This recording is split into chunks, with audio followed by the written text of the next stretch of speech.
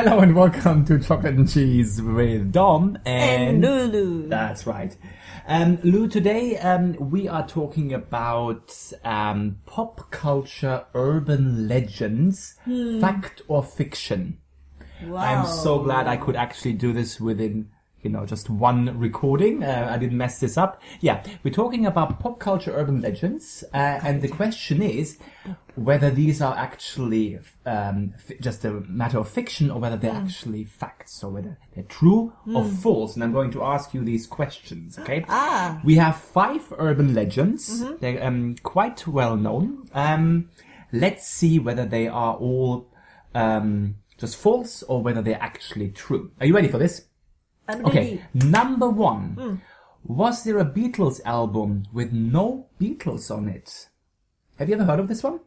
No. Well, apparently, this has been for, around since the 60s, really, since the heydays of the Beatles, that there has been a Beatles album without actually any Beatles.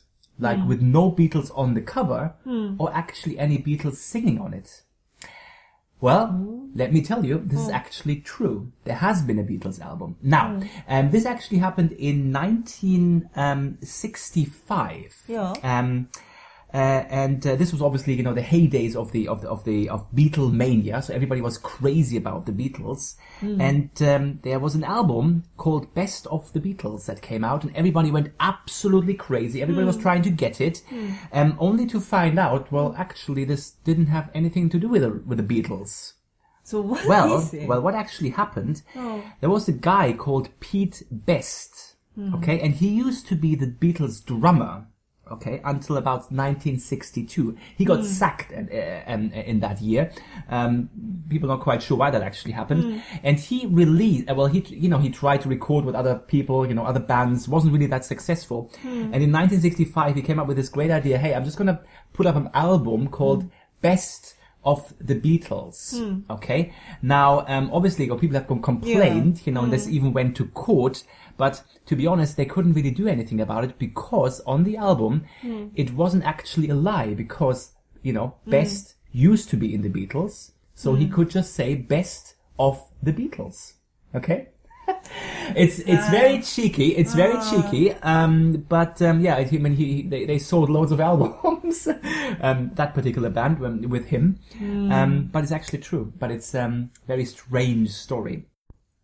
Okay, and number 2. Number 2 is, did Curb Your Enthusiasm save a man from death row? Have you heard about this? No. No. I haven't either.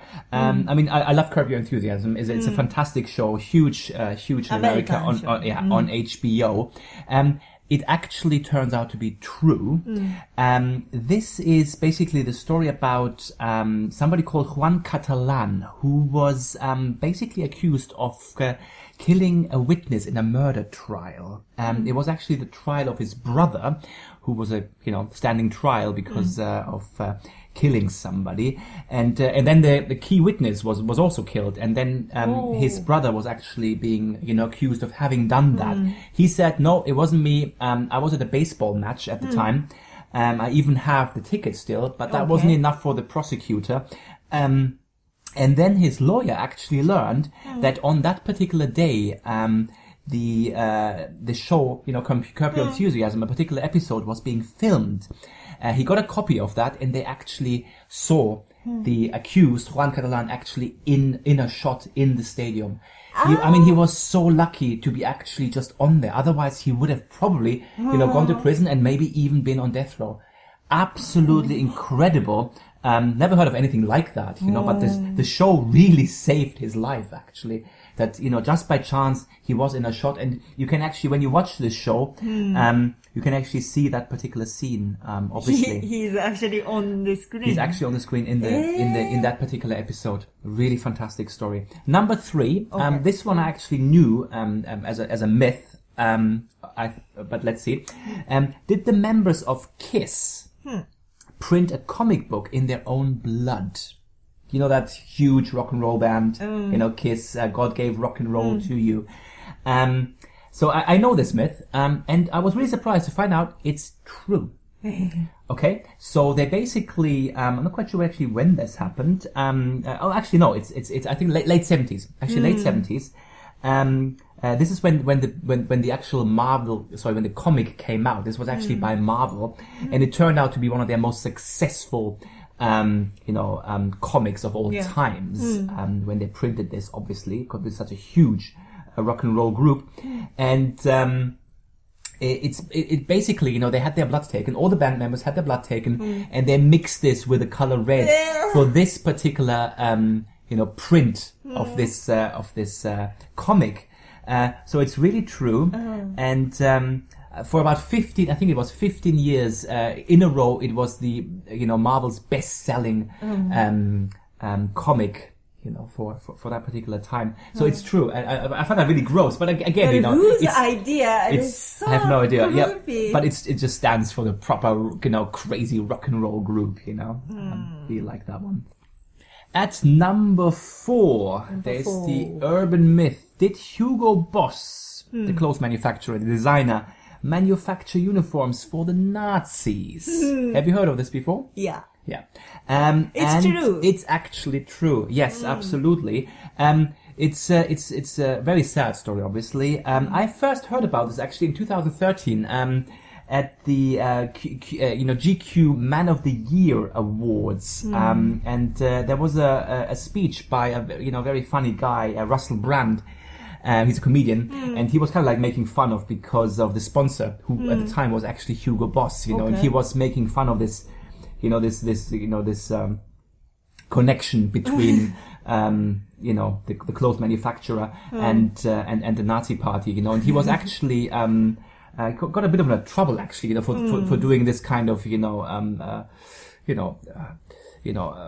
inappropriate kind of, jokes about it. But it turned out that this was actually true. I mean, maybe you shouldn't laugh about these kind of things, but it turned out to be true, that the Hugo Boss company really, supplied uniforms, for the Nazis during the 40s, and I mean the actual company apologized for any kind of connections that they had at the time.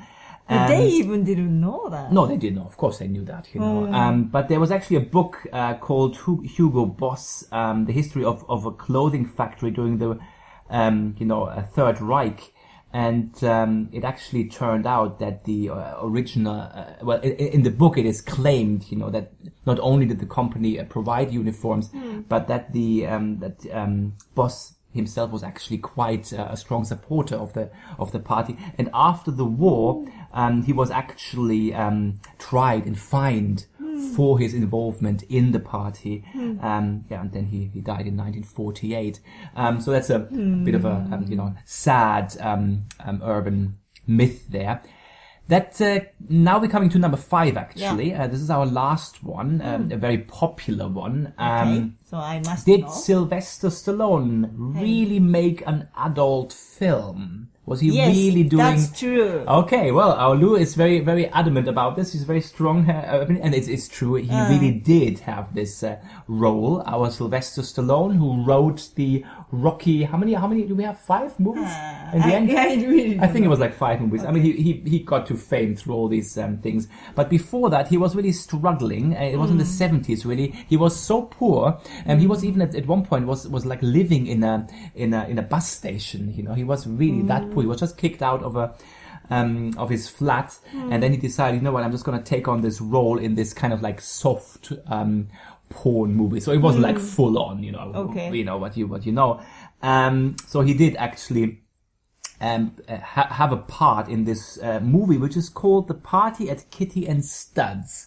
This is the original name of that movie, and later on, simply because the company wanted to, cash in on Sylvester Stallone's success, they changed the title. You know what they changed it to? No. He's still being called like this sometimes. You have never heard of this?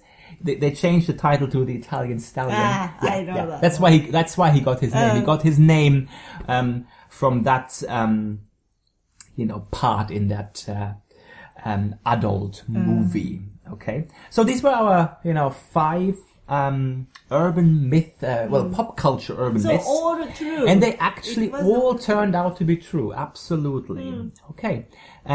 Which one was the most surprising to you? Which one Oh, did you not- definitely Death Roll. Death Row. That was, oh my God. I mean, that's just so... How lucky. It's creepy and it's bizarre, but it's at the same time, hey, wow. I mean, what a lucky man that a show saves your life. I mean, that's probably his favorite show on earth now, forever.